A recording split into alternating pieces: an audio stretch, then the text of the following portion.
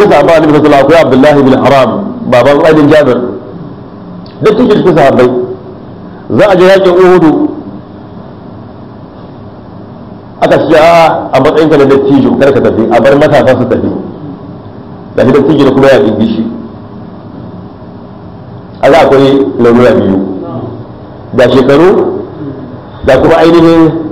larura kafa to ana so majiya ƙarfi masu lafiya yake far sai ya tafi yadda matasa suke neman aljanna shi baya neman aljanna ya rasulullah wai yanzu ni kam za ka shi yana larura nan idan na mutu idan zan shiga aljanna zan shiga haka ne da wannan larura na nisha ina ai babu miskina a lahira ai kowa gara yake a lahira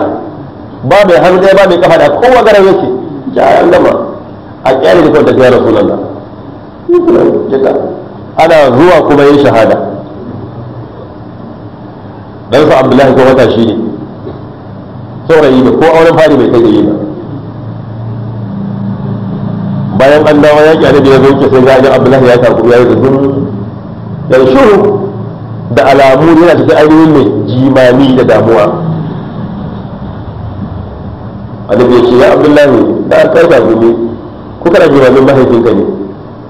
rashin sa ce wallahi ya rasulullah to ga shi nan mahaifina ya rasu kuma ya bar min dindin bashi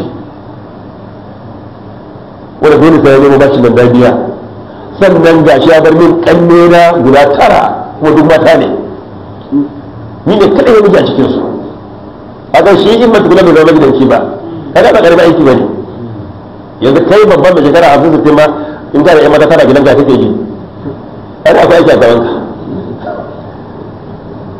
jiko kakka damu ba zan gaya maka irin karamci da mahaifinka ya samu ba da kar ka samu ainihin da ba da bakin ciki bai wanda ya ce alwala gaya ne ji to ai Allah tabaraka wa ta'ala bai taba zantawa da kowa cikin halittarsa ga baki ɗaya gaba da gaba ba bai taba yi ba amma mahaifinka na mutuwa sai da Allah ya zanta da shi gaba da gaba babu ta fita tsakanin su a gane karamki ne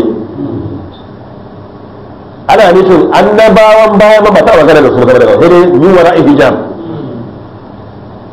ma kana li basharin an yukallimahu Allah illa wahyan aw bi wara'i hijab haka Qur'ani ya faɗa babu dan adam inda Allah zai zanta da shi gaba da gaba sai ta hanyar wahayi ko kuma ta bayan shamaki yace amma mahaifinka a yau Allah ya zanta da shi gaba da gaba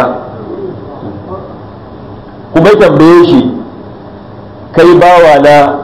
ka nemi duk bukatunka da yi maka sai ce Allah bukata ɗaya yake da shi me kenan ce ina fa a dawo min da rayuwa ta in koma duniya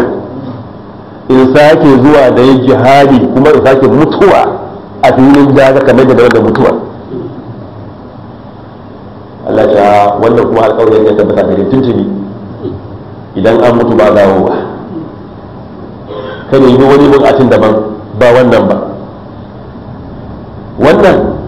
alƙawari ya tabbata cewa in an mutu ba a koma ba to shi ke da tun da ba a koma ya Allah ina so ka sanar da ainihin al'umman baya da irin falala da matsayin da kake ba su mutuwa a filin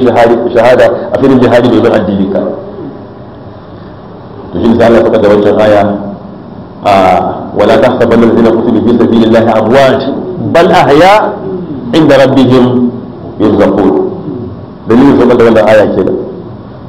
yake kuma abu na biyu shine matan aljanna suna murna suna farin ciki da kuma ainihin da zuwan mahaifinka fiye da yadda shi ke murna da ainihin zuwan aljanna ba to Abdullahi ya samu ainihin su haka wannan karama ce da gomewa da Allah ya zanta da shi